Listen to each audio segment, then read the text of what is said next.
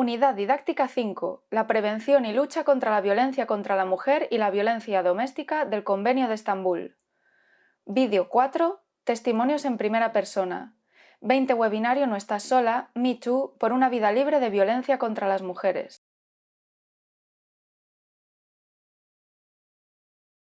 Buenas tardes, España, Europa. Buenos días, América Latina. Bienvenidas al 20 webinario No estás sola de la Fundación CERMI Mujeres. Hoy, en el Día Internacional de Eliminación de la Violencia contra la Mujer. Hoy, que queremos presentaros las voces de denuncia de mujeres y niñas con discapacidad víctimas de violencia, de madres y cuidadoras de familiares con discapacidad víctimas de violencia. En el webinario No estás sola de la Fundación CERMI Mujeres, porque nosotras también somos mujeres y también somos desgraciadamente víctimas de violencia. Muchas gracias a todas las personas que hacen posible este webinario. Intérpretes en lengua de signos, guías intérpretes, subtituladora, personas encargadas, mujeres encargadas del chat, de la participación, la gente que está haciendo posible la grabación. Hoy nos dicen que tenemos que terminar a las 4:30 con el subtitulado. Seguiremos, porque desde aquí no le vamos a negar la voz a ninguna mujer con discapacidad, madre con discapacidad, niña, adolescente con discapacidad, cuidadora de familiares con discapacidad, que quiera denunciar su situación. Pero desafortunadamente seguiremos a partir de las 4:30 solamente con lengua de signos. Por eso pido celeridad, con todo el respeto profundo de tantos testimonios valientes, pero pido cierta celeridad para dar participación a todo el mundo. Hay mucha gente que quiere hablar hoy y aquí estaremos para escucharlas. Pedimos perdón porque a partir de las 4:30 no podremos ofrecer subtitulación. Intentaremos arreglarlo después, pero insisto, no negaremos la palabra a ninguna mujer víctima de violencia que hoy quiera hablar. Aries, de Navarra, será la primera mujer que nos hable de su situación. Aries, te escuchamos. Bienvenida. Hola, buenas tardes. Para mí es un orgullo poder estar aquí hoy. Nada, yo quería comentar que tengo una discapacidad auditiva. Cuando yo nací en una familia, pues no, creo que no podía elegir, ¿no? La familia que me tocó. Vengo de una familia que todo el mundo eran bebedores. Yo desde los 9 años he sufrido violencia doméstica por parte de mi hermano. Después, como todo esto, empecé a beber y la violencia que ejercía mi hermano sobre mí eran brutalidades parecidas hasta dejarme en moratones y momentos que creo que eso nunca se van a olvidar.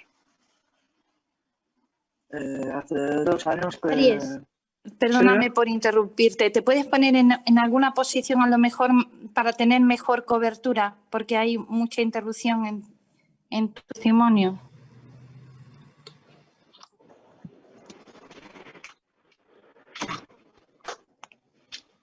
Pues como estaba diciendo, hace 2 años tuve la suerte de poder salir de casa y actualmente pues estoy en un recurso de víctimas de violencia de género y es lo mejor que me ha podido pasar salir de casa. Y hasta aquí.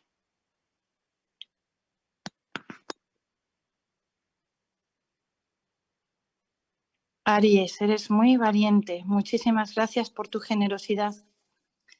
Escuchamos ahora un testimonio protegido, escrito, y le pido, por tanto, a Isabel, coordinadora de CERMI Mujeres, que nos lo lea. Por favor, Isabel. Me gustaría contaros mi historia. Estoy segura de que os puede ayudar a muchas de vosotras. Es importante que sepáis que no estáis sola, pero es imprescindible contar con el apoyo de vuestras familias, amigos de confianza. Yo tuve un gran fallo, por no haber contado especialmente a mi madre que yo estaba sufriendo malos tratos por mi exmarido. No pude contarle porque tenía miedo, sobre todo por mi hija, y yo pensé que podía solucionarlo sola.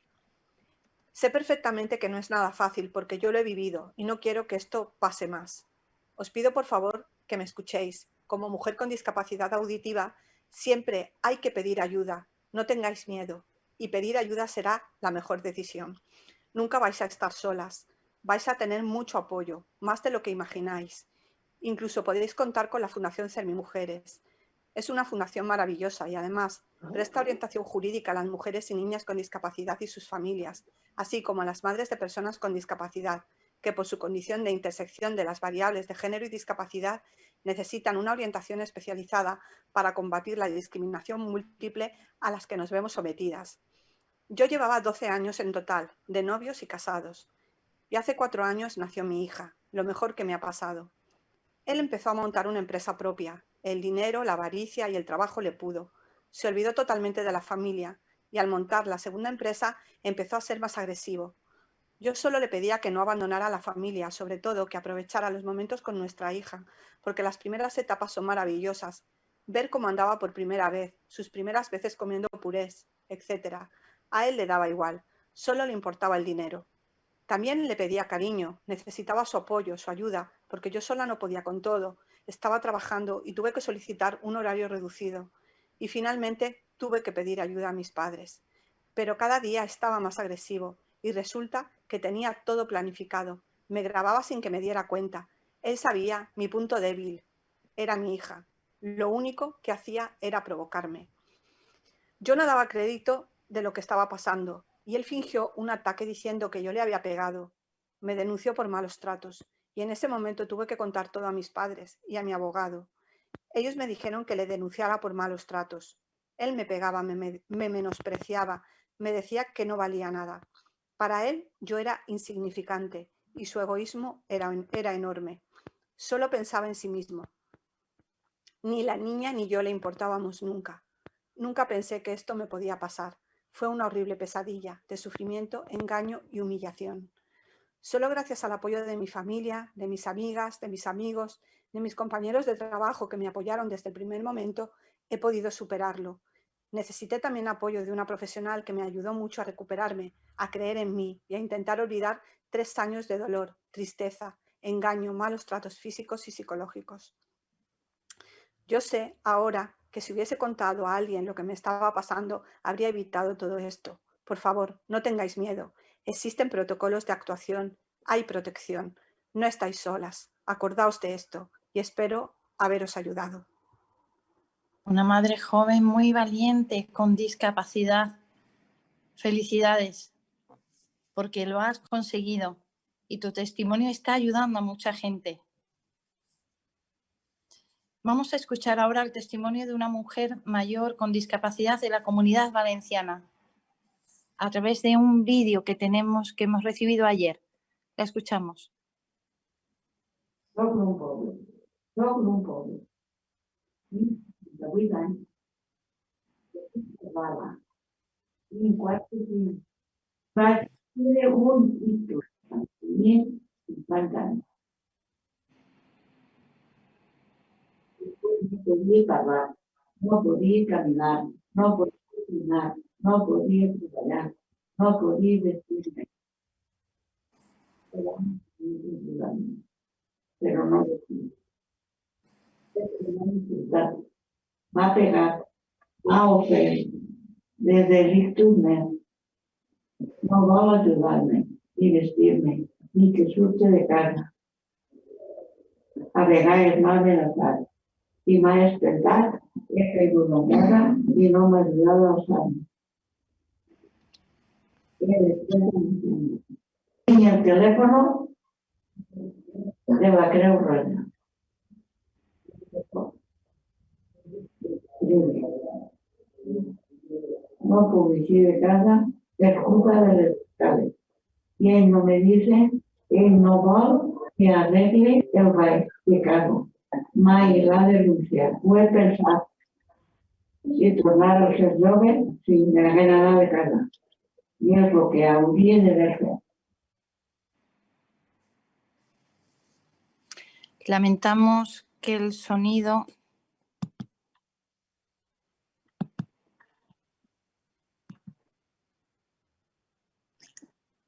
Perdón, decía que lamentamos que el sonido sea de muy baja calidad, pero agradecemos mucho ese testimonio también valiente. Escuchamos ahora en directo a Krampus. Krampus, ¿estás ahí?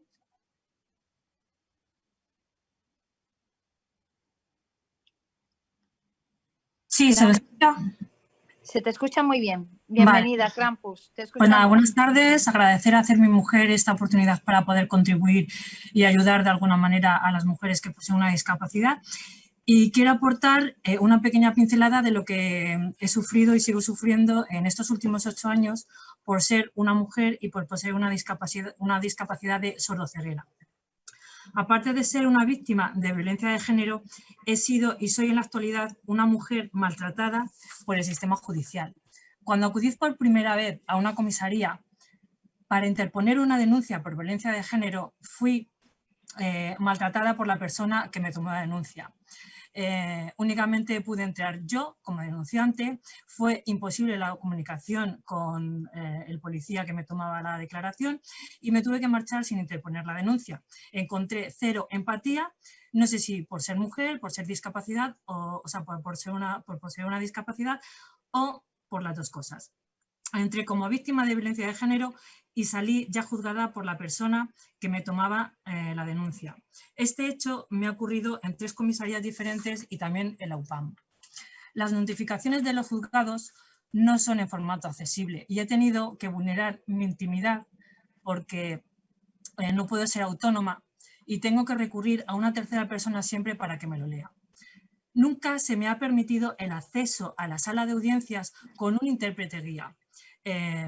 Entonces, los juzgados lo que hacen es que te ponen su intérprete guía, pero no poseen intérprete guía para personas sordociegas. Por lo tanto, a mí se me prohíbe entrar con un intérprete guía y esto lo que me provoca y lo que me sigue provocando es que no puedo escuchar al juez, que solicito a su señoría el poder acercarme y se me deniega, que el juez se molesta con la situación, que se irrita.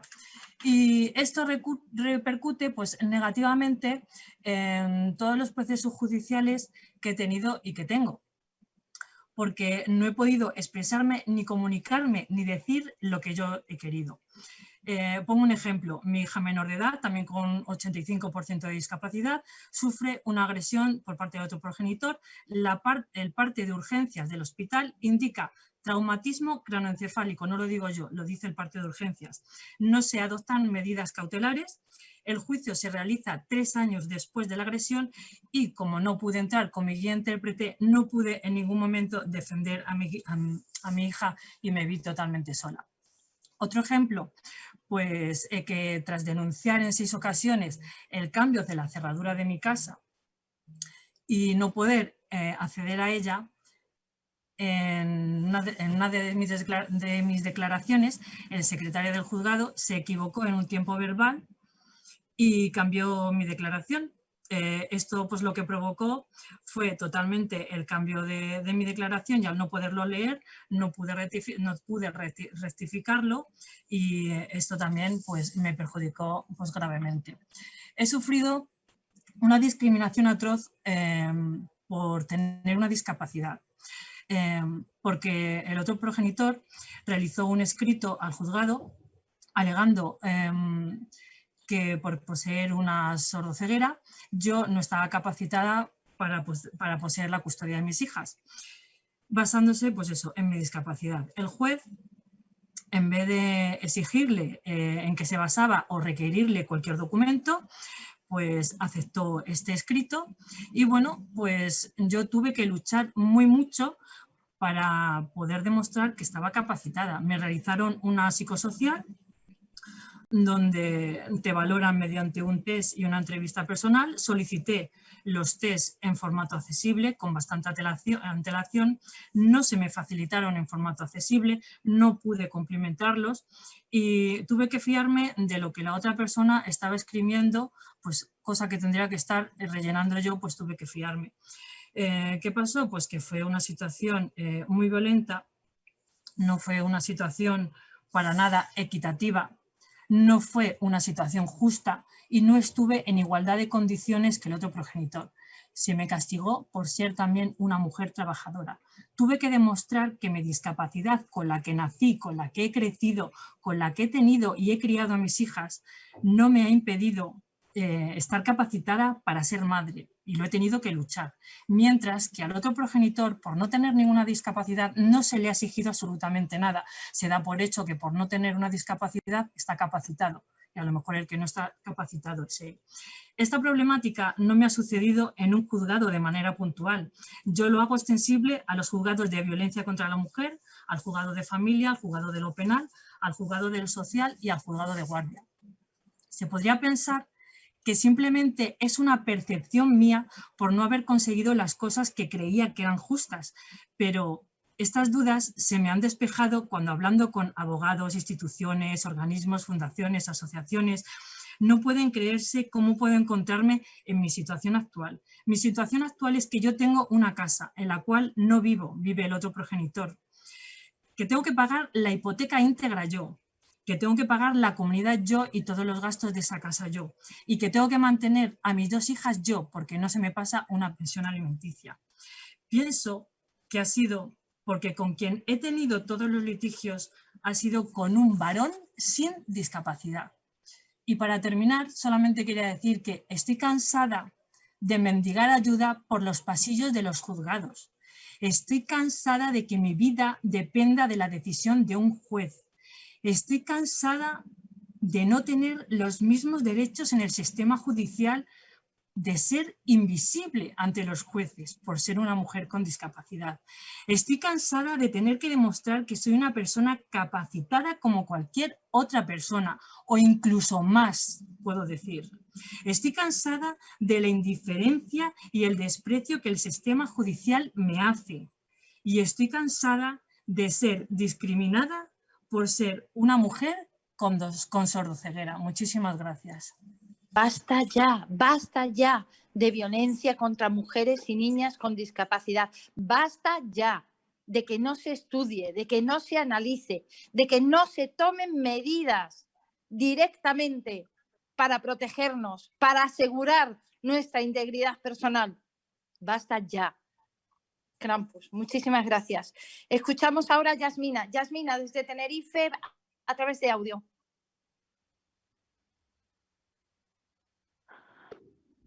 Hola, soy Yasmina de Tenerife y mis padres tuvieron un divorcio bastante tormentoso, discutían constantemente y siempre estaba yo en medio. Como era la hermana mayor, pues siempre intentaban ponerme en contra del otro padre y bueno, la manipulación estuvo en mi vida desde bastante pequeña y lo tomé como algo pues realmente del día a día, y en cuanto a mis relaciones pues se reflejaba de igual manera. Tal así fue que pues llegué a dejar el sitio donde vivía, el alquiler que tenía, para ir a vivir con mi pareja. En ese momento llegamos a compromisos legales de meternos en hipotecas. Yo no estaba segura, yo realmente quería un alquiler, pero él ejerció presión en mí, la familia también quiso muchísimo, o sea, no fue ya solo él, sino toda su familia. Ejercían control, controlaban a qué hora iba, a qué hora no iba al trabajo. La verdad es que al desplazarme del sitio donde yo vivía, pues me sentía más sola y sentía que dependía mucho más de él, él ejercía pues cada vez más control y su familia también. Ha pasado de que, bueno, estaba en esa casa y yo llegaba la madre sin tocar, sin permiso, sin ningún motivo, a dirigir y ordenar y mandar allí como ella quisiera. Eh, Llegué incluso a decir que era celíaca e intolerante a la lactosa porque ellos decían que eso era malo y que no podía tomarlo. Una de las veces en las que le propuse compartir las tareas del hogar, porque yo no podía hacerlo todo sola, que yo también trabajaba, él me dijo que él no podía hacer eso, porque si lo hacía, se volvería más serio y que usaría sustancias estupefacientes y bebería con más frecuencia. Cuando empecé a sospechar de que algo no iba bien, se lo comenté a algunos amigos y les daba la información muy dosificada a pues pocos amigos, o muy pocos amigos, en contadas ocasiones, y las pocas cosas que les contaba, pues ellos me decían que bueno, no era normal y que tenía que tomar cartas en el asunto. Y después de insistir varios días, una amiga, en que tenía que regresar a mi tierra, empecé a buscar información en internet a escondidas, obviamente. No quería que ni él ni su familia escuchara nada de eso. Pues, ¿qué era el maltrato psicológico? Porque la verdad es que no sabía lo que era. Encontré unos tips que decían, pues, varias cosas de qué podía ser el maltrato. Recuerdo que yo en aquella época acerté 3, creo que llegaron a ser. Y una usuaria había comentado en la parte de abajo la pregunta que yo quería hacer, ¿no? Que era, ¿cuántos tenías que tener para que esto fuera un maltrato psicológico? Y evidentemente, pues la chica le contestaba que solo con uno ya lo era, ¿no? Y eso me pareció chocante y entonces como que empecé a asimilar de que eso no era normal. Y al día siguiente me propuse en horario laboral, sabía que él no estaba cerca y me propuse el contactar con mi gente de aquí, con la empresa en concreto, porque la verdad es que me da bastante temor informar a mi padre de nada de lo que estaba pensando, porque claro, sabía que era capaz de venirse, de coger el avión y venirse a donde quiera que estuviese. Y por evitar más conflictos, directamente me puse en contacto con la empresa y no hubo que decir muchas palabras y ya ellos sabían por dónde iba la cosa.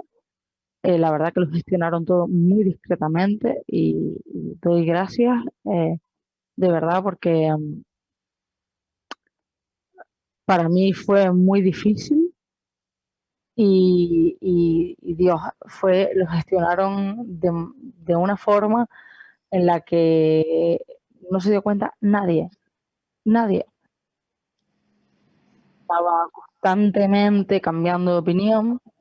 Por la mañana me levantaba segura de que quería finalizar con esa relación, pero luego por la tarde no estaba tan segura, luego a la noche sí, luego al día siguiente pues no quería irme y bueno, empezó a reinar el miedo, apenas podía dormir y bueno, todo aquello se convirtió en una pesadilla eterna.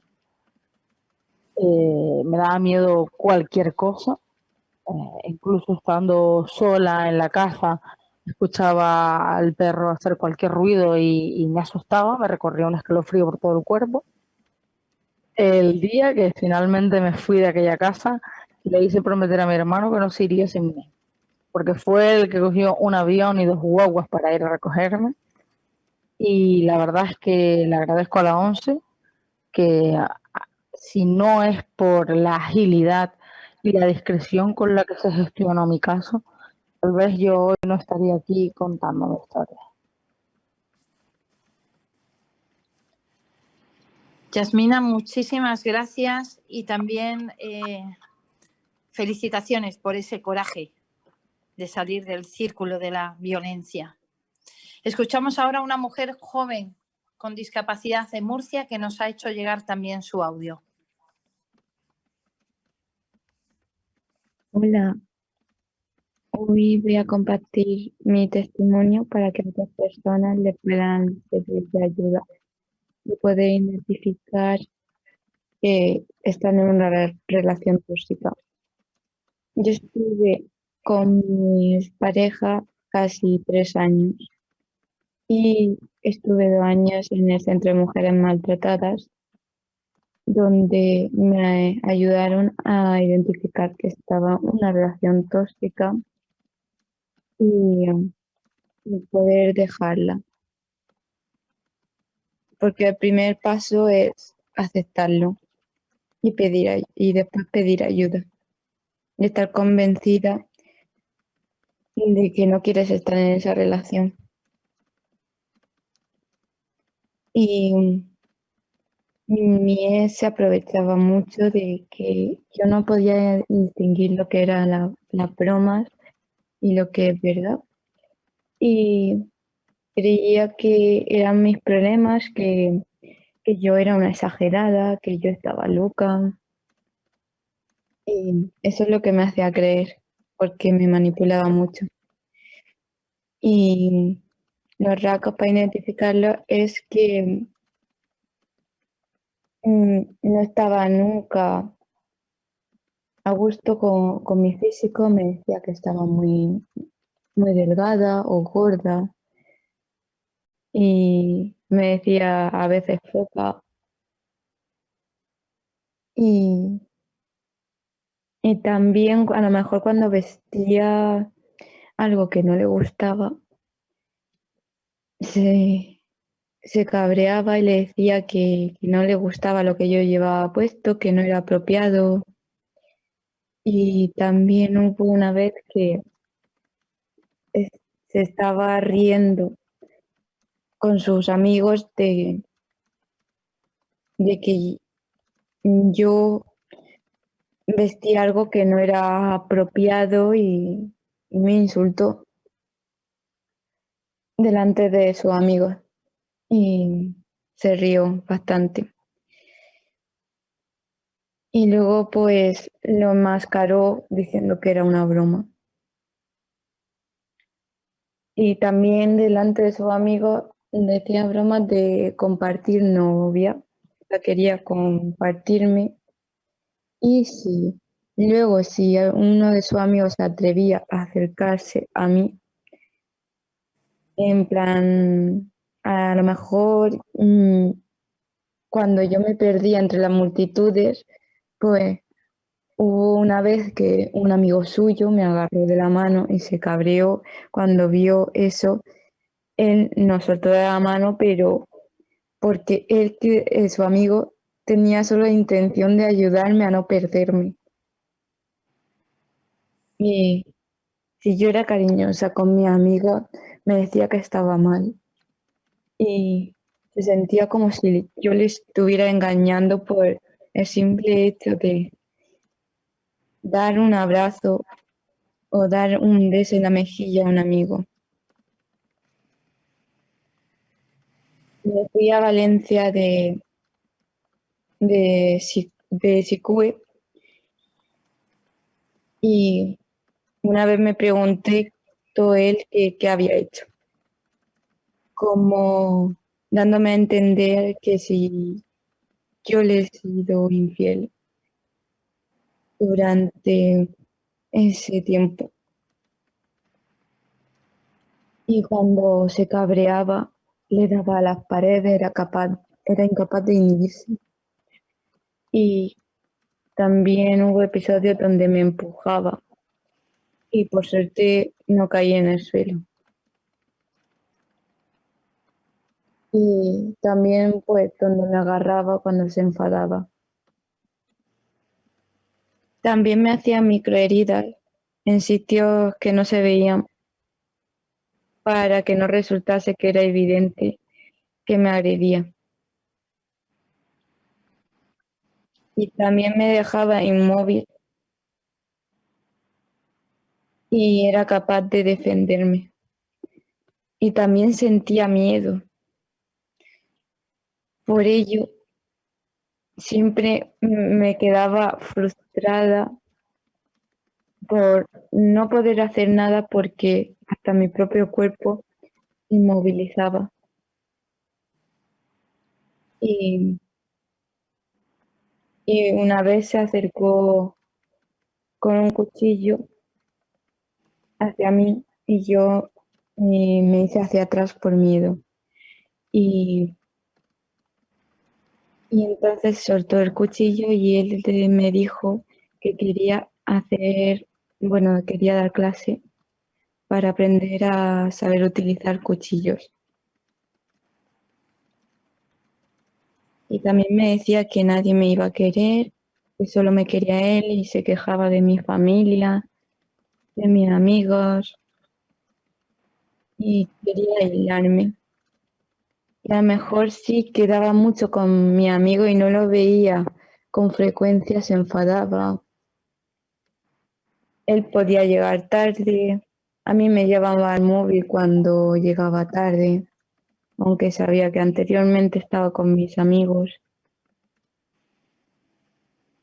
Y eso fue todo. Qué testimonio tan fuerte y tan valiente. Muchísimas gracias también por tu generosidad. Nos vamos ahora a Navarra y escuchamos a María.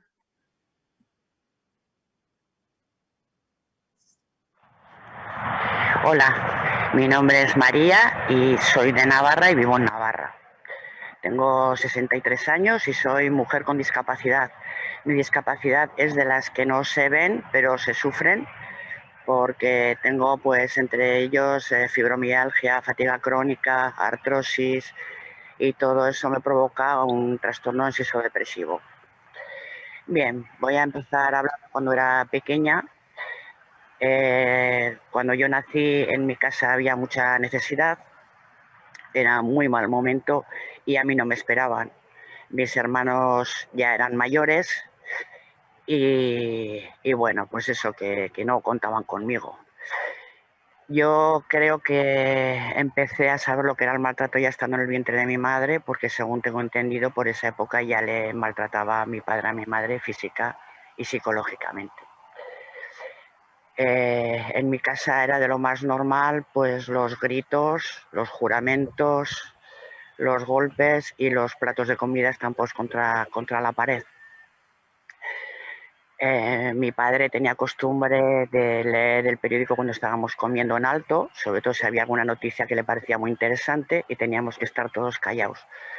Y yo, que era pequeñita, pues alguna vez metía ruido a coger un vaso o lo que sea y me echaba unas miradas asesinas, unas miradas con tanto odio que me dejaban petrificada. Yo me acuerdo que un hermano le solía decir: no le mires hacia la nena, ¿no ves que le dejas paralizada? Entonces a mí eso me producía un terror tremendo.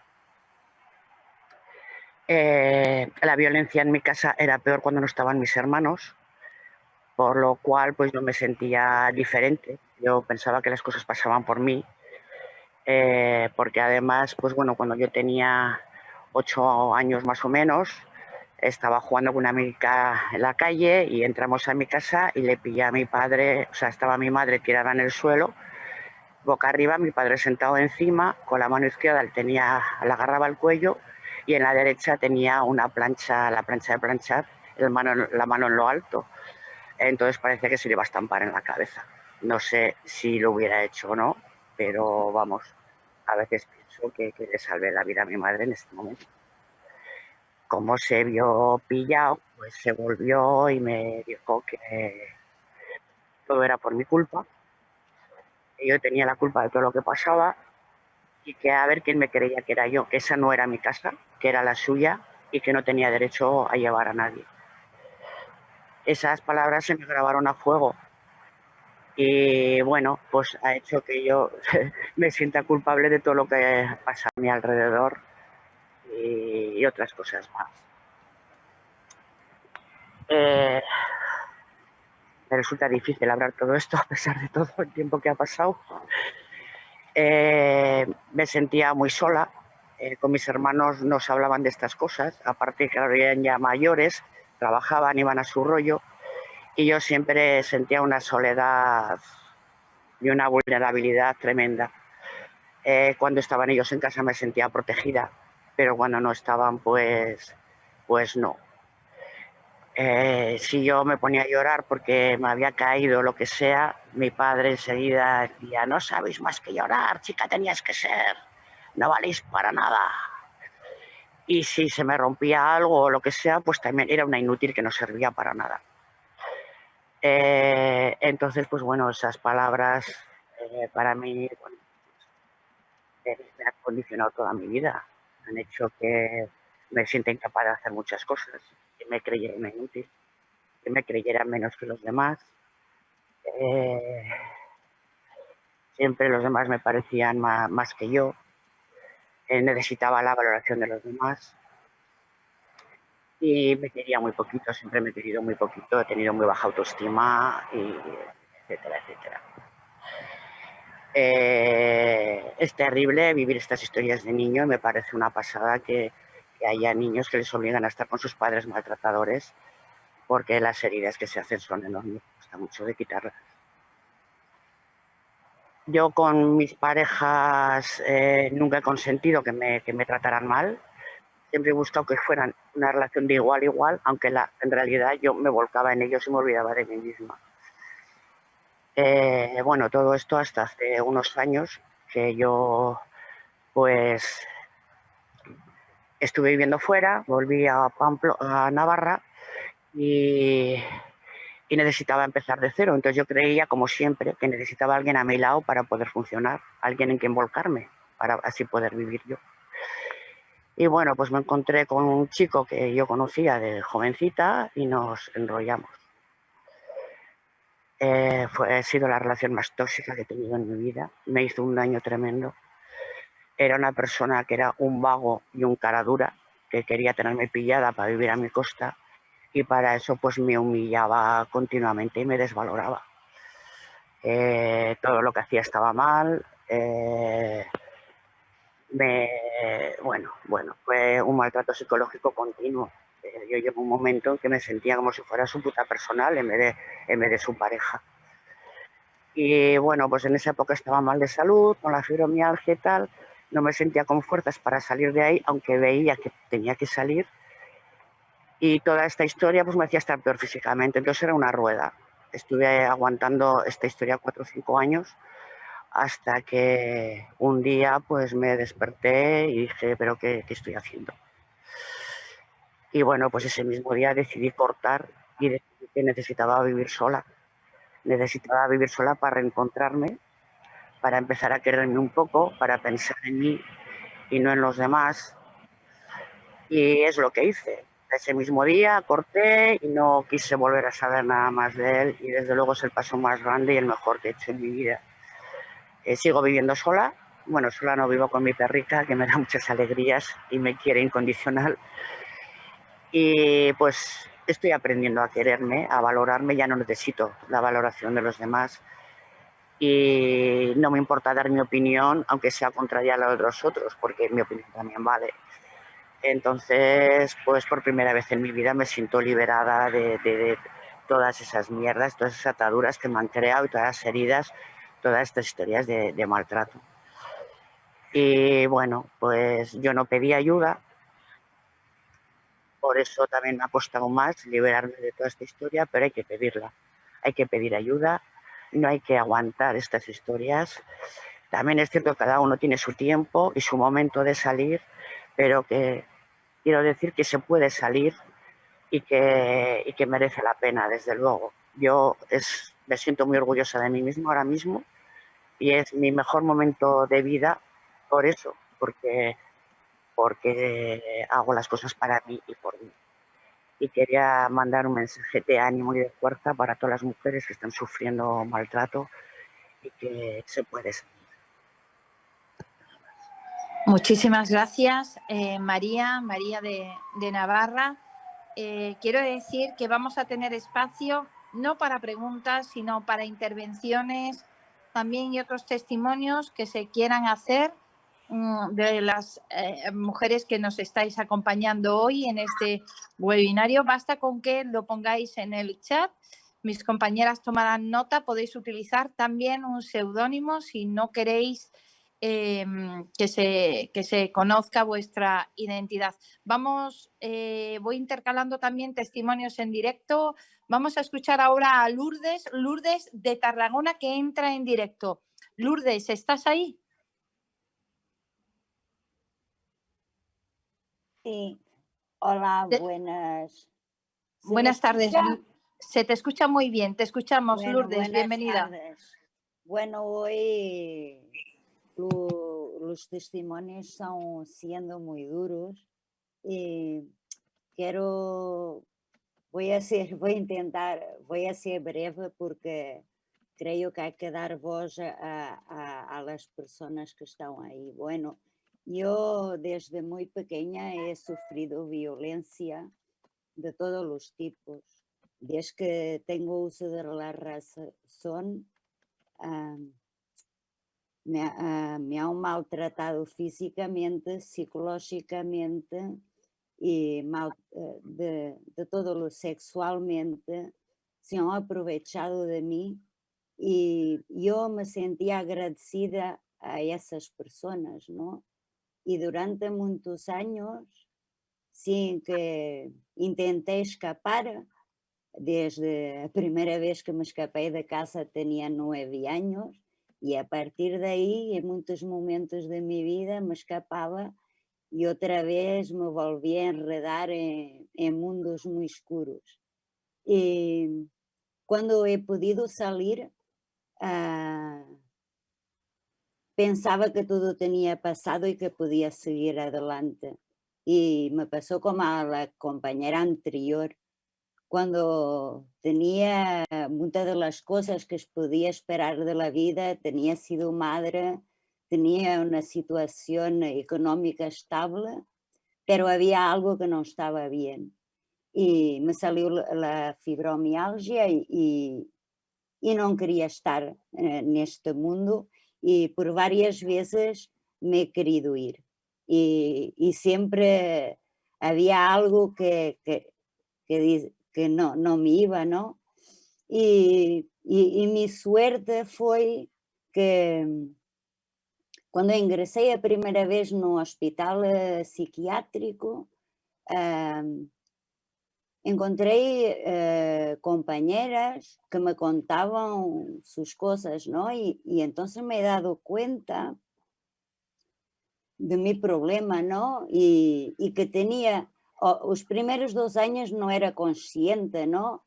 De que necesitaba ayuda. Aparte yo desconfiaba mucho de las personas, porque hasta ese entonces las personas que se acercaban a mí tenía sido para aprovecharse de mí, ¿no? Y me daba mucho miedo de pedir ayuda y también porque no estaba en mi país.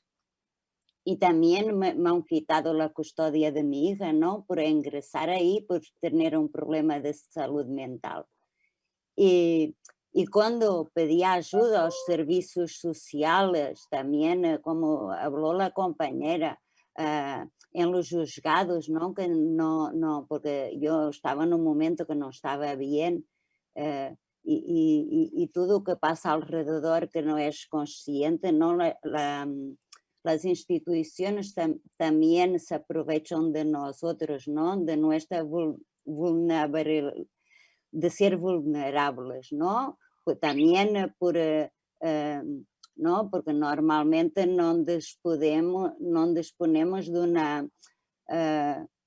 económicamente somos muy vulnerables. Y entonces mi suerte fue que encontré una asociación y a partir de ahí me empezaron como a acoger, ¿no?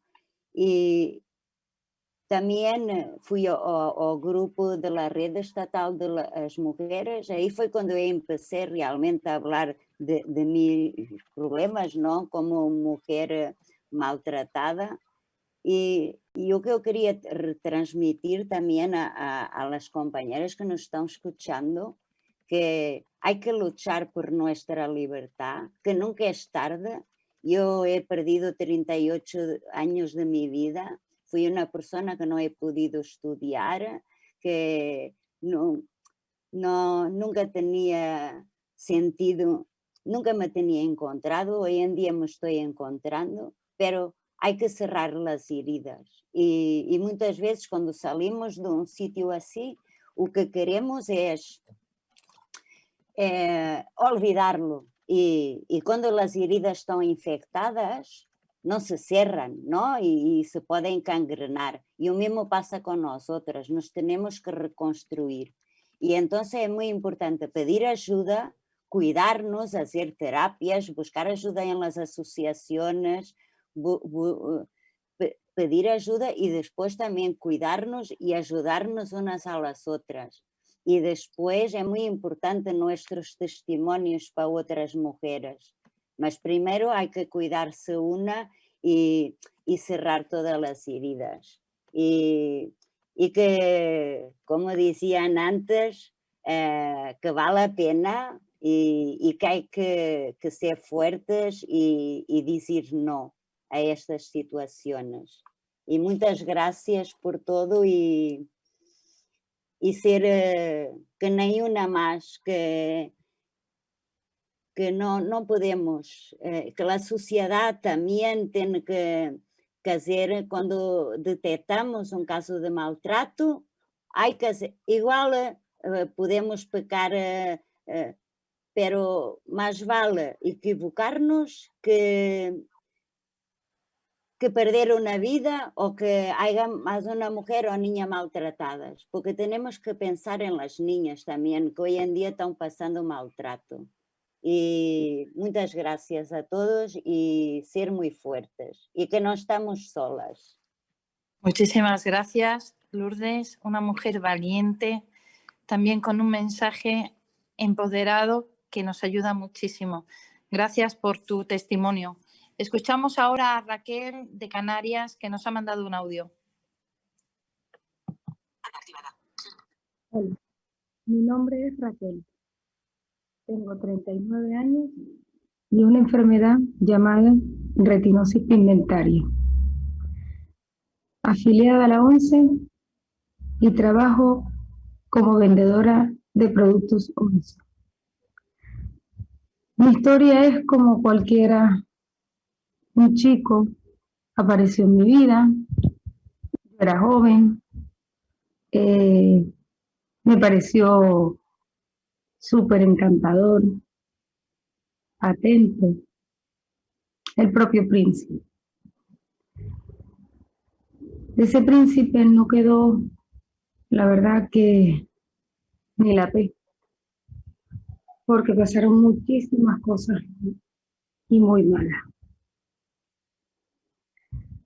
Cuando te hacen daño a ti, pues lo dejas pasar porque piensas que es algo que no sé, como que te lo mereces o hiciste algo mal.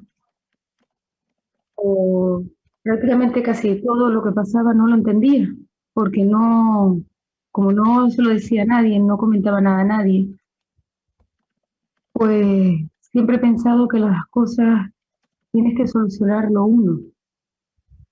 Tengo hermanos, tengo padre, madre, unos abuelos, que en este momento ninguno de ellos está.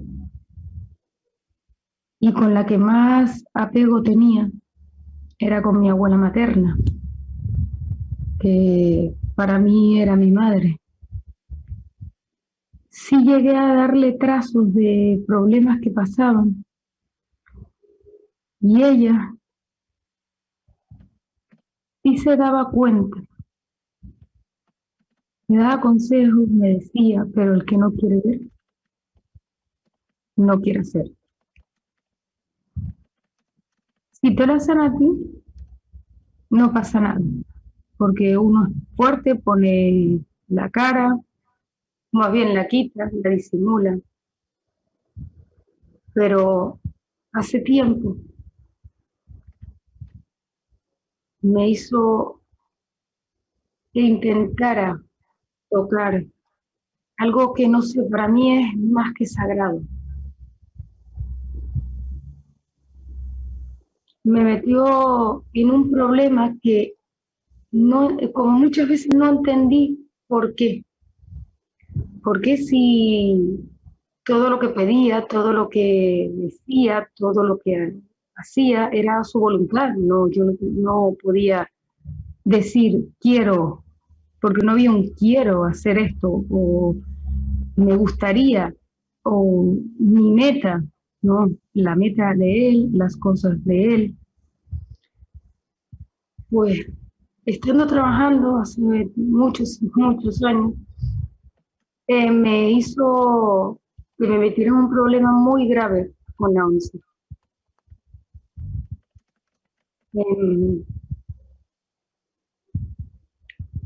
Supongo que ahí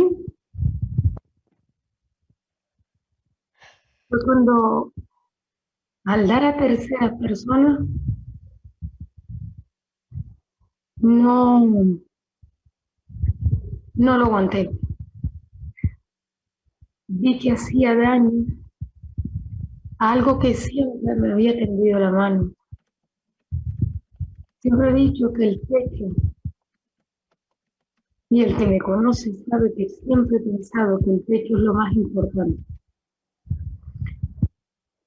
Y el techo para mí es la ONCE.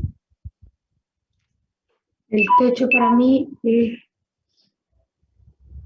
algo que no se puede tocar.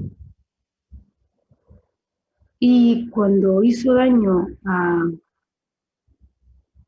la ONCE, supongo que ahí me di cuenta del error que yo estaba cometiendo. Y me llamaron en la empresa y me comentaron que el problema se tenía que solucionar. Y yo notaba sus enfados también conmigo. Lo único que antes de asistir a esa reunión me llamó y por varias veces me comentó que no nombres ni a mí ni a otra persona involucrada en el problema. Yo pensé, ¿cómo salgo de un problema? Porque no soy fácil de inventar, inventar o cómo decir. Y lo único que se me ocurrió fue, bueno, pues me hago cargo del problema y solucioné el problema. Pasado el tiempo, sí es verdad que hablé con el director y porque una de las cosas que hizo en la reunión fue agarrarme de la mano y decirme que todo se iba a solucionar. Yo creo que es la única vez que he sentido que alguien me protegía.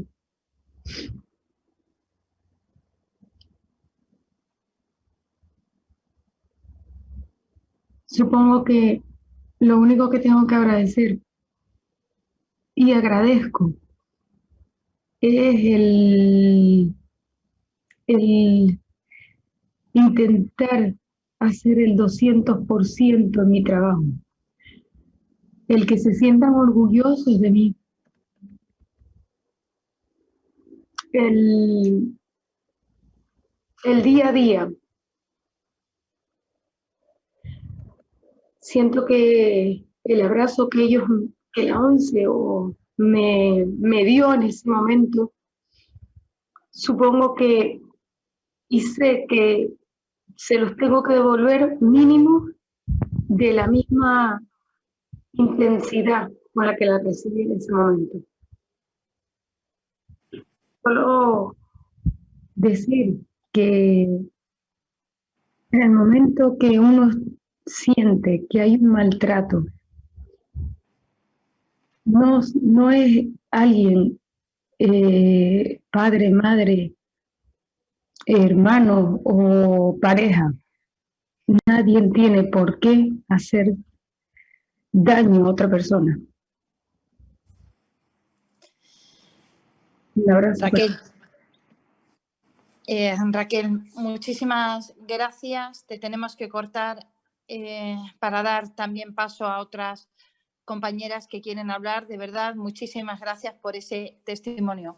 Escuchamos ahora el audio que nos ha mandado Chus con su historia de Chus. La escuchamos. Historia. Lo conocí en un grupo de amigos con los que salió hace unos años. Un poquito más mayor que yo. Yo le conocí de una semana que quería ir a solas conmigo. En un principio estaba dispuesta a quedarme en un hotel para estar los dos juntos a solas. Pensaba que era para hablar, conocernos más y divertirnos juntos. Pero cuando estamos en la habitación se metió en el baño, se desnudó y preparó una bebida con droga para dármelo. Cuando salió del baño desnudo me quedé pálida y no me dijo nada de lo que pretendía que hiciéramos en la habitación. El chico se tiró encima de mí. Yo le decía que no quería, pero él seguía obligándome y me pegó y yo le di una patada en su parte. Él se enfadó más y se puso agresivo. Yo me fui por el móvil para llamar a un amigo mío y pedí ayuda, ya que gritaba en la habitación, nadie me escuchaba. Y él me pilló con el móvil y me dijo que si estaba tonta y me quitó el móvil y borró su número y se puso a gritarme y pegarme. Y después me obligó a beberme la bebida alcohólica que me preparó en el baño con la droga. Y perdiendo el sentido, oía voces, veía borroso, me dolía la cabeza y no estaba en mí. Me sacó de la habitación a rastras, me llevó a la calle, dejándome tirar en la calle. Yo estuve desaparecida una noche, mis padres me estuvieron buscándome, llamar a una amiga mía para ver si sabía algo de mí. Gracias que yo le había contado dónde y abuelo les explicó dónde podía estar. Y después de mucho buscar y muchos nervios, me encontraba cerca de una iglesia tirada en la calle con mucho miedo y desconcertada. Me subieron al coche, me llevaron al hospital para que me observaran los médicos. En el hospital me hablaron conmigo los policías para hacer la denuncia. Y como estaba drogada y descentrada, me dijeron que fuera al día siguiente a poner la denuncia, contarles todo lo que me había pasado. Y tuvimos un juicio, pero la justicia no me respaldó. Fue toda una decepción. Y me costó mucho superarlo, pero con la ayuda de mi familia y el apoyo de mi gente logré superarlo. Y cuento mi historia para que ninguna chica le vuelva a pasar lo que a mí. Basta ya de violencia contra mujeres y niñas con discapacidad. Basta ya de violencia contra madres de niños y niñas con discapacidad, cuidadoras de familiares con discapacidad. Queremos garantizar el acceso a la justicia de todas las mujeres que sufren violencia y especialmente de quienes lo tienen peor. Muchísimas gracias, Chus. Escuchamos ahora a Loli. Loli, bienvenida. Estás ahí en directo, Loli. Perdonad porque tenía el micro cerrado. Espero. Muy bien. Quería decir, espero que se haya escuchado el mensaje que he dejado. Pidiendo justicia para mujeres y niñas con discapacidad y madres y cuidadoras de familiares con discapacidad víctimas de violencia. El derecho a la justicia es un derecho que no se puede vulnerar. Escuchamos ahora a Loli. A Loli en directo. No sé si la tenemos ya por ahí. Loli, ¿estás ahí? Decía que Loli es un testimonio que nos ha facilitado Salud Mental España. ¿Estás ahí, Loli? Sí. Te escuchamos, Loli. Bienvenida. Gracias por tu testimonio.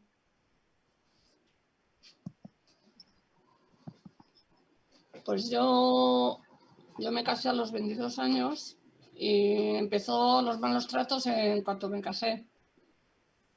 Era una persona de dos caras.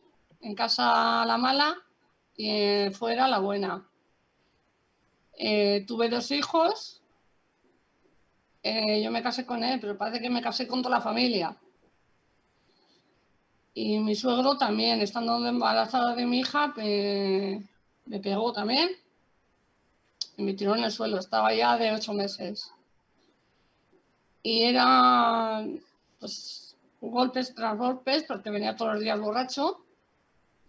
Y ya no, tenía mucho miedo porque ya no sabía cómo salir de ahí. Y luego ya difuntos mis padres, pues yo no les conté nada. Y se han ido a la tumba sin saber de la misa a la media. Ahí tuve mucho apoyo de mis hijos, que lo vieron todo, porque me pegaba delante de ellos, o sea, delante de todo. Y luego a los 37 años me salió un cáncer y seguía igual. Encima que me había dejado, que no valía para nada, me dijo que el cáncer, que el pecho me lo había quitado porque me había dado la gana yo. O sea, no me ayudó en el tratamiento, la quimio, nada, iba sola con mi hermana. ¿Qué pasó? Estaba mi familia y seguía pegando. Las únicas que me vio mi madre fue, me rompió la nariz, que me tuvieron que operar, y prohibió que entraría en mi familia, pero los médicos le echaron. Y luego el otro, estando con la quimio también, el brazo, es cayó lado. El único que me vio mi madre. O sea, se metían conmigo pues todos, él, su padre, su hermano, también pues eso, siempre que era media mujer y que no iba que a ver dónde iba a ir. Si me iba de esa casa, que a ver dónde iba a ir yo, que me iba a morir de hambre. Pero gracias a Dios encontré a la asociación, a Sasan, y ahí tuve un apoyo muy grande. Porque yo no trabajaba, no me dejaba trabajar, no me dejaba tener amigas, nada. Entonces encontré a Sasan y es el día que gracias a Dios estoy viva. Gracias a ellas, porque él también se ha presentado a Sasan, recién separada, y gracias a ellas no entró. Y les pido mucho, o sea, trabajo ahí y gracias a Dios, pues ellas me han ayudado mucho, la psicóloga. Yo he estado 10 años sin poder ver a mis hijos, porque no querían saber nada conmigo. 10 años. 10 años sin mis hijos. Y es el día, llevaré con mi hija, cuando murió mi madre, que va a hacer 4 años, que los recuperé. Tengo trato con ellos, tengo un nieto, y ahora soy la mujer más feliz del mundo. Y vivo sola. Y sola yo creo que me voy a quedar con lo que tengo, con mis hijos y nieto. No quiero a nadie al lado, porque yo creo que todos son iguales, o igual no, pero yo decidí que no quería a un hombre al lado. Y yo creo que la violencia ya vale y ya vale de violencia, porque las mujeres podemos salir solas de esto, pidiendo ayuda, yendo a sitios, asociaciones, donde sea, que te puedan aconsejar Y os doy muchas gracias por dejar dar el testimonio. Muchas gracias. Loli, muchísimas gracias a ti por ese testimonio valiente. Escuchamos ahora también en directo a Neus. Neus desde Barcelona. Te escuchamos, Neus. Hola, buenas tardes. Me llamo Neus. En primer lugar, quiero felicitar a todas las mujeres que han sido valientes explicando todo lo que han estado explicando, que es demasiado fuerte. Deciros que soy de una asociación de mujeres con discapacidad. La asociación se llama Dones No Estándar. Tiene unos 25 años aproximadamente y nos encargamos de esto precisamente, de mujeres con discapacidad.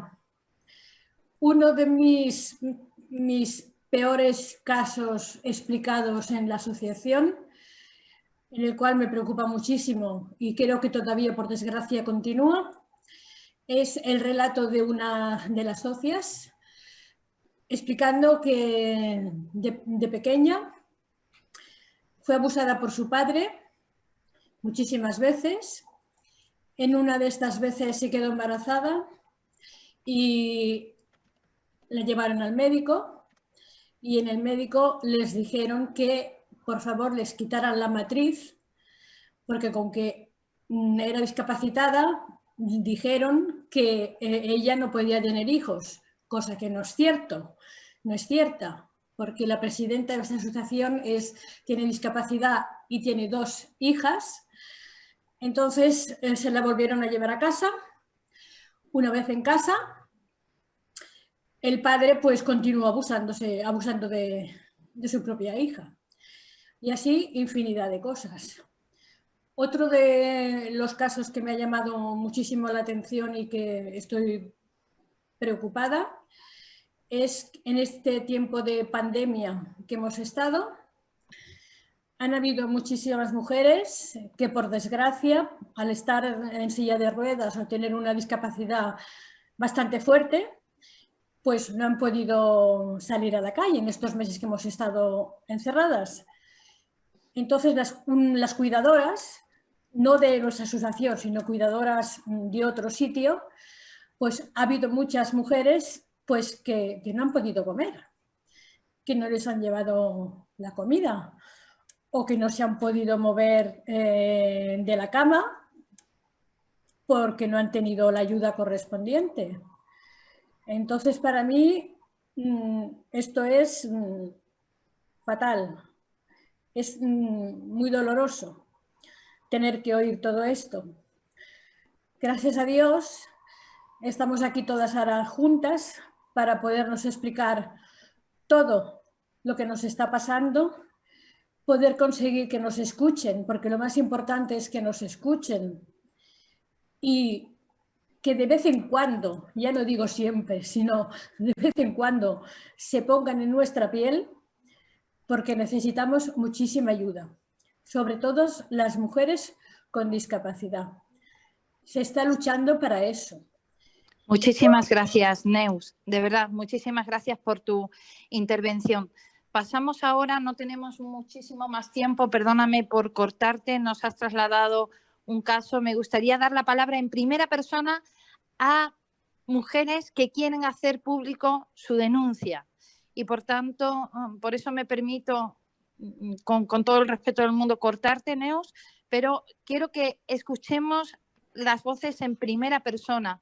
Así es que sé que estáis pidiendo a distintas personas la palabra, pero queremos escuchar en este caso la denuncia directa de mujeres con discapacidad o madres de niños y niñas con discapacidad. Escuchamos ahora a Lina. No sé si estás ahí, Lina.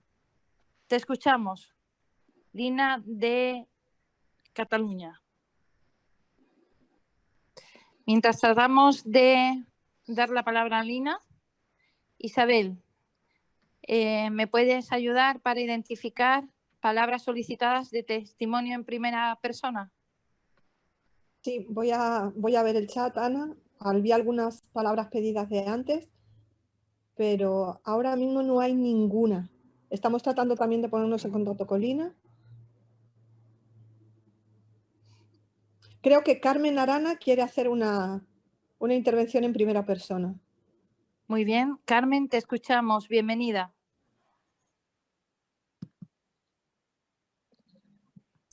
Carmen, bienvenida. Hola.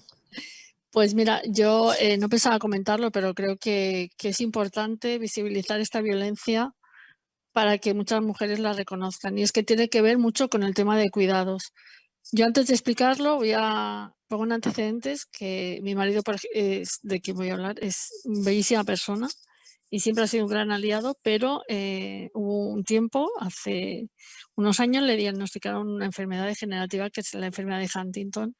Bueno, pues hasta que reajustaron medicaciones y todo el tema, hubo como 3 o 4 meses que una de las características de la enfermedad es que está como muy violento a nivel psicológico. Se piensa que todo el mundo le quiere hacer daño, todo el mundo va en su contra y entonces, claro, la persona que estaba en casa era yo y todo iba en contra mía. Yo tengo que decir que voy en silla de ruedas y que necesito ayuda pues para un simple vaso de agua y entonces, bueno, pues el día que se enfadaba no me traía agua o la pagaba con el perro, por ejemplo, que tenemos en casa. Y eran continuo, era un maltrato psicológico horroroso. Eso fue hasta que le ajustaron. Entonces yo por un lado decía, bueno, pero ¿cómo puede ser yo que sea una mujer tan activista, que siempre estoy por el tema y que esté aguantando lo que estoy aguantando y me estoy hundiendo porque eso era inaguantable? Y claro, y decía, bueno, hasta que, bueno, con el médico ajustamos medicaciones, él mismo, cuando estaba en los momentos así más lúcidos, decía, es verdad, es que tenemos que ir a que me ajusten la medicación. Pero claro, cuando se le pasaba, pues otra vez volvía, ¿no? Y entonces al final, pues conseguimos con el médico ajustar la medicación y ahora pues está súper bien, ¿no? Pero yo me pregunto, yo sinceramente, luego me lo preguntaba y yo lo decía, yo me puse una fecha límite de que si eso no se solucionaba, tomábamos otra decisión. O me iba yo o se iba él, evidentemente, porque por muchos cuidados que necesitara, yo también los necesitaba. Y por otro lado, me pregunto, las mujeres que están cuidando de hombres con ese tipo de problemas, que por un problema cognitivo o por un problema de enfermedad pasen eso, ¿tenemos que aguantar esas cosas? ¿Y hasta cuándo? Ya está, solamente eso, gracias. Muchísimas gracias por compartir ese testimonio también y por tu generosidad, Carmen. Vamos a intentar conectar con Lina. Lina, ¿lo hemos conseguido? ¿Estás ahí? Sí, hola, buenas tardes. Hola, Lina, buenas tardes, te escuchamos. Bueno, pues yo bueno, me he sentido violentada, pero más bien en el tema de las obstetricia, o sea, a la hora de parir. Yo cuando tenía pues unos 19 años se me diagnosticaron una depresión y con esto se me hizo una discapacidad. Bueno, me diagnosticaron una discapacidad, pero yo nunca he tenido una depresión. Yo lo que tengo es fibromialgia, fatiga crónica y espondilitis. Lo que pasa es que hace 23 años de este tema no se hablaba. Bueno, con el tiempo la etiqueta se te queda. Con el tiempo a mí se me niega el propósito de ser madre por un médico que en ese momento estaba llevando, mucha gente lo conocerá, ¿no? Aquí en Santa Coloma, Benito Rivera, o sea, un psiquiátrico. Yo no tengo una enfermedad mental, a mí nunca se me ha diagnosticado bien. Yo he sido madre y todavía teniendo una niña con discapacidad y teniendo un tipo de discapacidad, pues yo cuando tengo que, por ejemplo, hace poco, ¿no? Tengo que poner, mi hija ha sido maltratada o ha sido abusada, no abusada, sino no bien tratada por algún especialista. Si yo me quejo, a mí, yo tengo esa etiqueta y se me acusa porque mi etiqueta me pone depresión. Yo no tengo depresión, señores. Yo tengo una enfermedad, tipología que no, como no está según ellos, psicosomática, no, yo no me invento los dolores. Yo lo que pasa es que en ese momento no salía. Ahora, gracias a lo que sea, ya se sabe más de este tipo de enfermedad, pero yo me siento etiquetada y justamente cuando hago una reclamación, una denuncia, lo primero que hacen es presentarse a las juntas sociales, o no eres buena madre cuando llevo de cuidadora 5 años, o la de la dedalla. Estas son cosas que no entiendo. Las personas también igualmente con enfermedades mentales no quiere decir que no sepan cuidar hijos, ni que no puedan cuidarlos, ni que puedan tenerlos. O sea, eso es que quede claro. Yo no tengo ninguna enfermedad mental. A mí me han catalogado. O sea, yo estoy catalogado, ya estoy catalogada toda mi vida sin ser lo que yo tengo. Y con esta es mi denuncia, porque el día de parir se levantaron de pastillas y de todo, porque la máquina decía que yo no estaba en ese momento pariendo. Mi marido, gracias a Dios, subió corriendo al hospital y cuando se dio cuenta estaba de parto. Estaba dilatada de 8 centímetros. Yo ya estaba, en ese momento sí que estaba ida, porque creo que me llegaron a meter de todo por la boca, los médicos. Me cerraron, me dijeron, cállate que estás loca. Me cerraron la cortina. Cuando me meten en el paritorio, en el quirófano, para que me tranquilicen, me atan. Me atan, que dicen que es por mi bien. En ese momento yo no sabía lo que estaba bien y lo que estaba mal, porque yo ya estaba tan mal con dos, o sea, estaban dos empujándome de un parto gemelar. Y cuando yo intento levantarme, me habían dejado en silla de ruedas. O sea, con todo el proceso, estuve 3 meses en silla de ruedas, no fui escuchada, no miraron que yo no tenía ni enfermedad mental, ni me llegaron a mirar que mi problema era otro. Entonces, cada vez que yo intento hacer algo o hacer una queja, una reclamación, lo primero que miran es mi etiqueta. Y yo no tengo etiqueta, señores. Yo no estoy etiquetada. A mí se me acusa o se me violenta o yo me siento violentada porque tengo una enfermedad mental que no tengo. Y yo no Muchísimas gracias, Lina. Muchísimas gracias por tu testimonio. Quiero decir, efectivamente, se trata de violencia obstétrica y lamentamos mucho que en el caso de mujeres que tienen una discapacidad no se proceda adecuadamente. Quiero también decir que aunque tuvieras una discapacidad psicosocial, el respeto a la integridad inherente de la mujer en el momento del parto, anterior y posteriormente, da igual, es un derecho. Somos diversas en nuestras discapacidades. Cualquiera es tan importante como cualquier otra y por tanto sería igualmente una falta de respeto aunque hubieras tenido una discapacidad psicosocial. Da igual. Se tiene que garantizar el respeto a la integridad personal de la mujer en todo momento y muy especialmente en situaciones de mayor vulnerabilidad, como es cuando se tiene una discapacidad o cuando se está sometida a un tratamiento o a un proceso como es, en este caso, el del parto. Muchísimas gracias, Lina, por ese testimonio valiente. Isabel, ¿tenemos alguna palabra más pedida de testimonios en primera persona? Sí, ha solicitado la palabra Lucila Chávez. Lucila Chávez, te escuchamos, bienvenida.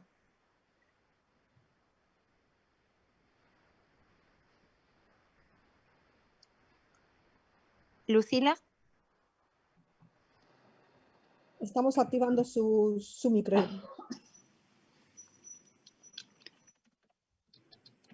Invito a que si hay alguna palabra más solicitada de testimonio en primera persona, por favor. ¿Me escucha, aló? ¿Sí me escucha? Sí, te escuchamos muy bien. Lucila, bienvenida. ¿Desde dónde nos hablas? Gracias, estoy hablando de Bogotá, Colombia. Muy bien. Mi testimonio es, pues, de hace algún tiempo que me casé, cuando era muy joven. Me casé con un señor, el cual yo en esa época era supervisora de seguridad. le ayudé para que él se superara en educación. Fue un militar y cuando ya él empezó a ejercer su carrera, obviamente ya teníamos 2 hijas, en total tuve 4 hijos. La trayectoria es que él me agredía muchísimo, ya cuando empezó a ganar sus sueldos, me pegaba, me agredía, me echaba a rodar por las escaleras para que me muriera, me obligó a tener 3 abortos, fue muy duro, no nos ayudaba, no me ayudaba económicamente con mis hijos.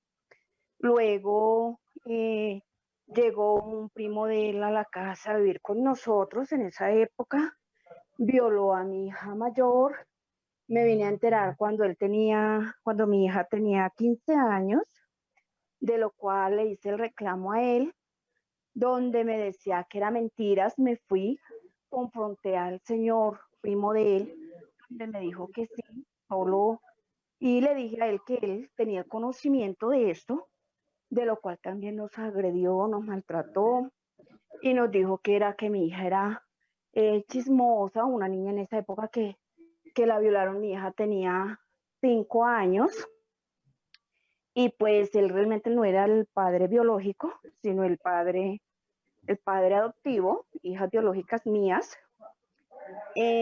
Seguimos debido a esto, me obligaba a que le hiciera escándalo a sus compañeros, a los demás militares, y si no lo hacía, me amenazaba con cuchillos de que me iba a asesinar.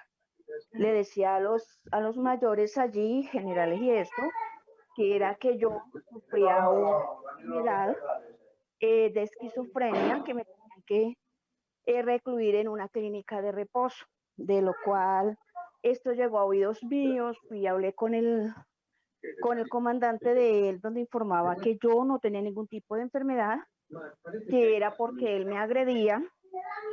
Una vez durmiendo, ya él terminó, se pensionó, y durmiendo en nuestro recámara, me colocó las almohadas asfixiándome.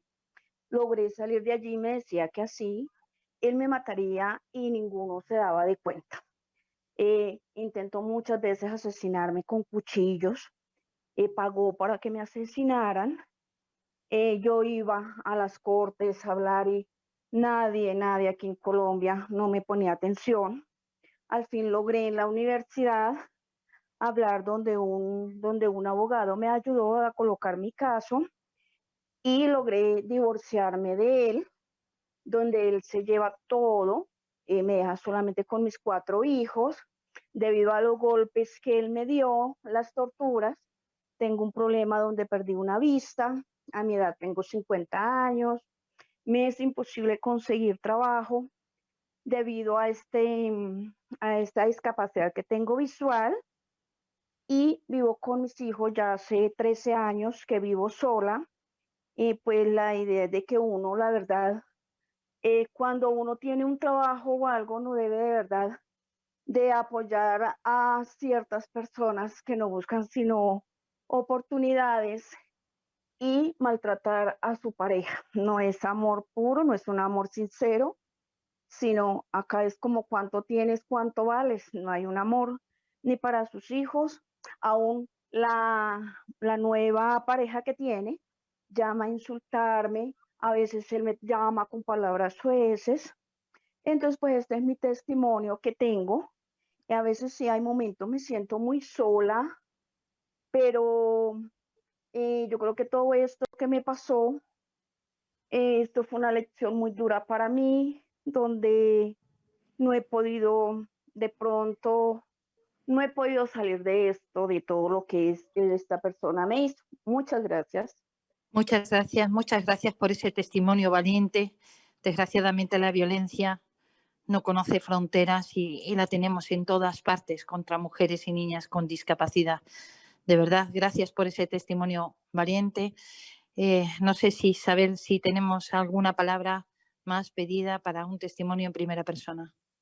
No, ya no tenemos ninguno más, Ana. Muy bien, me gustaría dar la palabra en este momento a una persona que nos ha estado acompañando durante mucho tiempo, que ha visto nacer y crecer la Fundación CERMI Mujeres. Ha sido el responsable de prensa de Fundación CERMI Mujeres.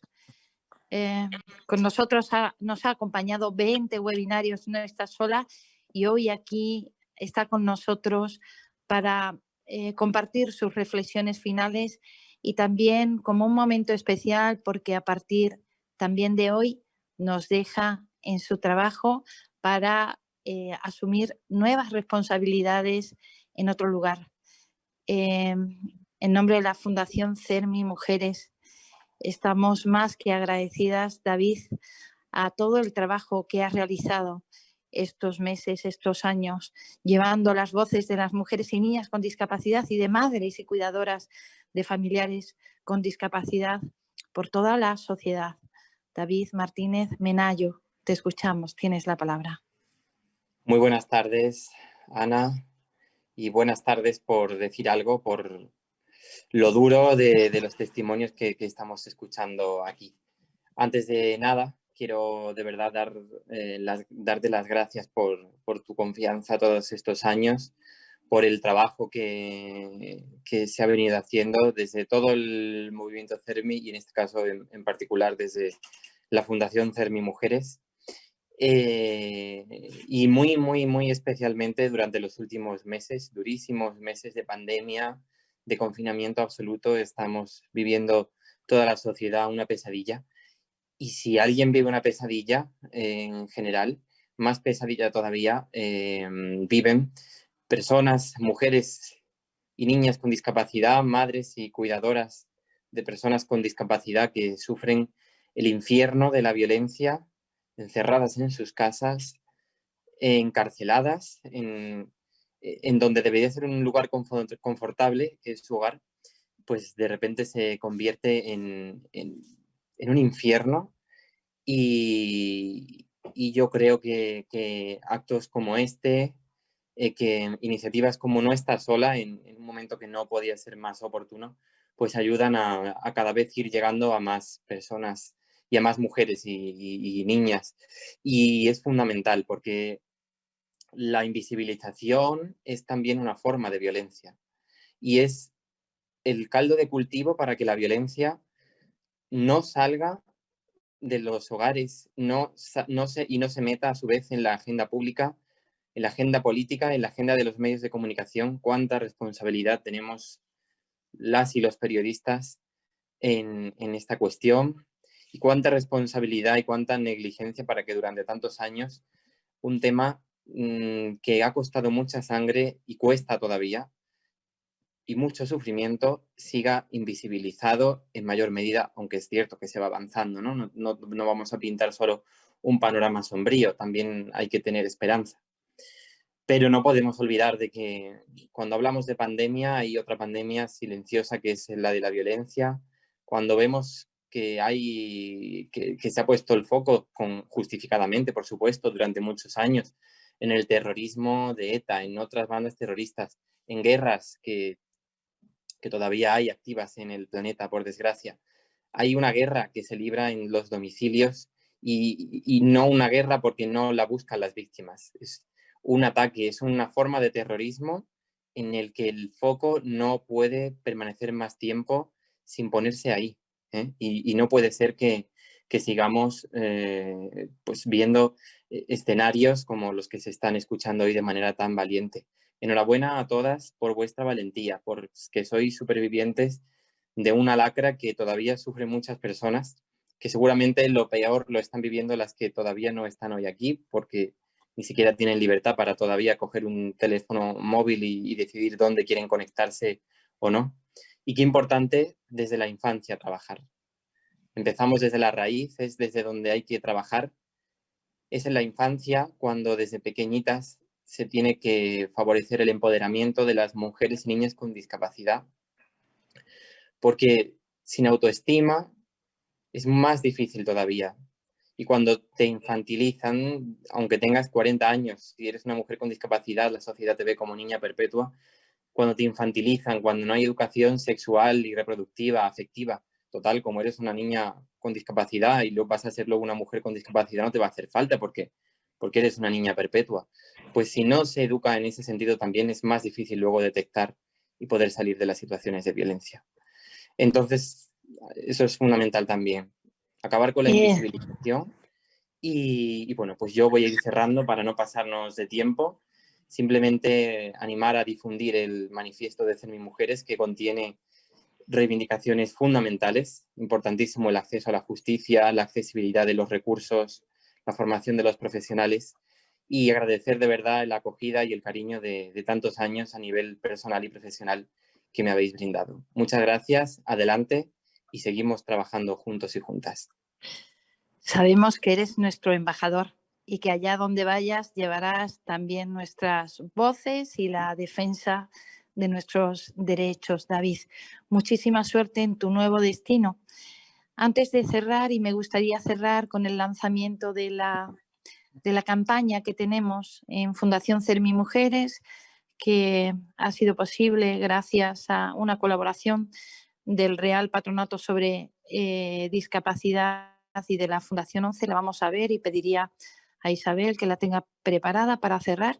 Antes de cerrar el webinario de hoy con esta campaña, me gustaría recordar que este viernes a las 3 de la tarde, hora local de Madrid, vamos a tener un aula excepcional para formarnos en cómo podemos presentar quejas individuales ante Naciones Unidas a través del protocolo facultativo de la CEDAW, la Convención para la Eliminación de todas las formas de discriminación contra la mujer. La experta del comité CEDAW, Gladys Acosta Vargas, de Perú, quien es vicepresidenta de ese comité, colega mía, y además es presidenta del grupo de trabajo que se encarga precisamente de analizar las comunicaciones individuales, que es el nombre que reciben las quejas individuales de las personas que presentan estas denuncias ante Naciones Unidas. Ella será la persona que ofrezca la conferencia magistral, y después tendremos igualmente a 3 personas magníficas: a Ana Batalla, de la Oficina de Peticiones de las Naciones Unidas. Tendremos a 2 estupendísimas, Francisca y no recuerdo el nombre de la segunda abogada, perdón, quienes son especialistas en la defensa de casos de mujeres ante Naciones Unidas, y además tienen experiencia trabajando también en defender casos de mujeres con discapacidad. Y en tercer lugar tendremos en el panel también a Silvia Kwan, quien ha sido oficial de Derechos Humanos de la Alianza Internacional de la Discapacidad y también miembro del comité de la CRPD. No os lo perdáis, yo creo que va a ser muy importante. Son muchísimas las denuncias que podemos hacer a propósito del tratamiento de la violencia que hemos recibido del sistema judicial, y por tanto animo a que no os perdáis esta formación que se ofrece este viernes a las 3 de la tarde vía Zoom.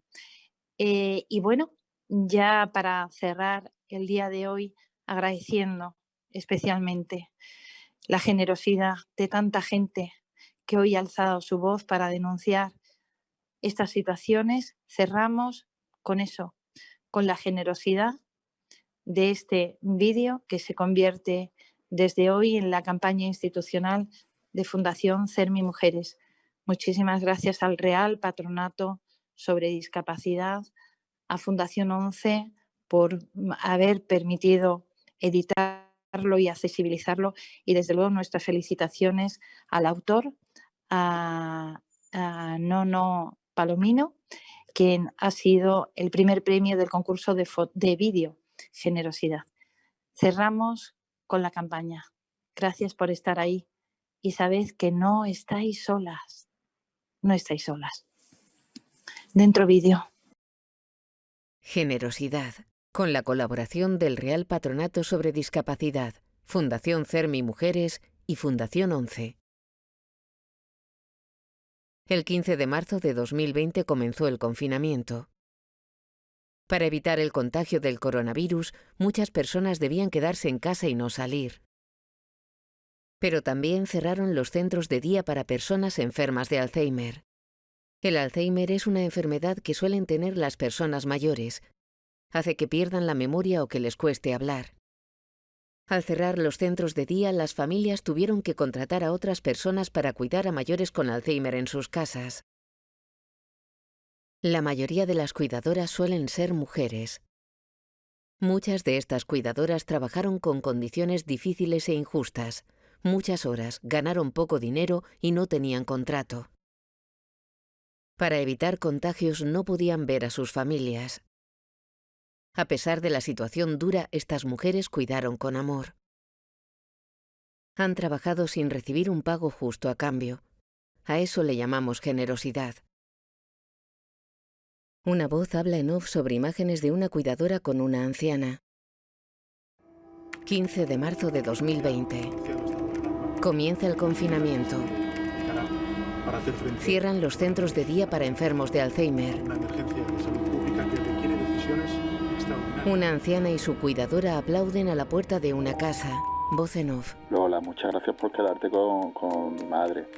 Que claro, nos da miedo ir nosotros y estamos todavía trabajando, salimos, entramos. Así que es fantástico que estés tú ahí con ella. Nosotros estamos atentos y te vamos a llevar la comida y tú podrás salir, claro que podrás salir los fines de semana. Ambas están dentro. Este fin de semana es que la otra muchacha no puede y claro, nosotros, yo te digo, estamos fuera, estamos dentro, no nos vamos a arriesgar, ¿vale? Si no te importa esperarte al fin de semana que viene. Ambas llevan mascarillas. La cuidadora acuesta a la anciana en una cama. Ya mismo, no te preocupes, Lola, que yo sé que tú tienes tu madre en tu casa, pero bueno, tú tienes a tus hijas allí, tienes más hermanas. Además han dicho que esto en 10, 15 días, esto se termina y ya nos dejan salir. Venga, ánimo. Gracias. La cuidadora lava una mascarilla, pone una tablet ante la anciana. Mira, acordamos un dinero y te lo vamos a pagar. Pero este fin de semana tampoco puede ser y te tienes que quedar ahí, ¿vale? Caminan despacio por un pasillo. A ver, Lola, llegamos al acuerdo que sin contrato y tú dijiste que sí. Ahora no me vengas con que te tienes que ir a ver a tu madre este fin de semana, sí o sí. A mí me da igual. Prefiero que me pongan una multa, pero tú a mi madre no la vas a dejar ahí sola. ¿Qué quiero decir? Que te van a denunciar. De momento tu marido la ayuda la pierde por estar tú trabajando en negro.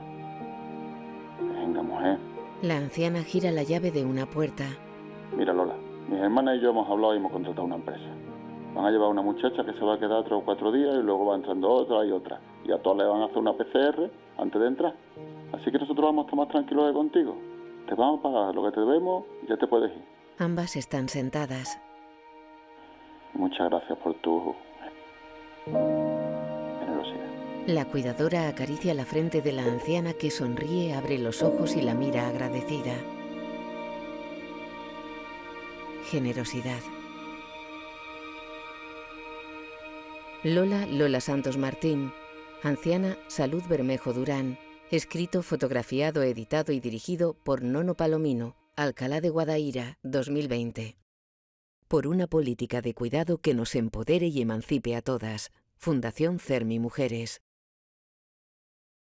Continúa avanzando en la unidad didáctica. Pincha sobre el siguiente vídeo. Unidad didáctica en lenguaje sencillo.